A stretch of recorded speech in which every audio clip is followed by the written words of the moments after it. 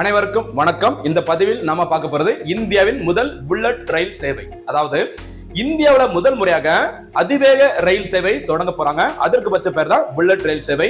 இந்த புல்லட் ரயில் சேவையானது இந்தியாவின் முக்கியமான 2 நகரங்களான மும்பை மற்றும் அகமதாபாத் ஆகிய 2 நகரங்களும் இணைக்க போகுது.